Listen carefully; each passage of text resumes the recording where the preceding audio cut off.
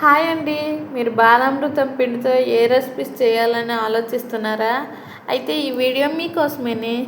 ఈరోజు బాలామృతం పిండితో అట్లు పోస్తున్నాను. అది కూడా గోధుమ పిండి కూడా మిక్స్ చేస్తేనే సూపర్గా వస్తుంది.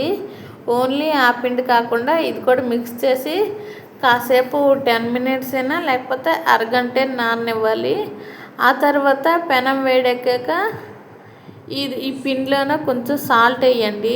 అదే ఆప్షనల్ మాత్రమే, ఎందుకంటే అన్నీ ఉంటాయి కాబట్టి ఇందులో వేయాల్సిన అవసరం లేదు. కాకపోతే మనం గోధుమ పిండి వేసాం కదా, వేయాలని వేసాను. ఇంకా పెనం పైన ఆయిల్ వేసుకొని దోశలాగా మొత్తం స్ప్రెడ్ చేసుకొని మళ్ళీ కొంచెం ఆయిల్ వేసుకొని తిరిగేసుకోవడమే. రెండు పక్కలు కాలేటట్టు కాల్చుకోవాలి.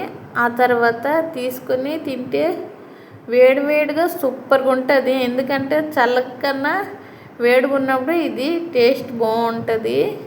తప్పకుండా ట్రై చేస్తారు కదా.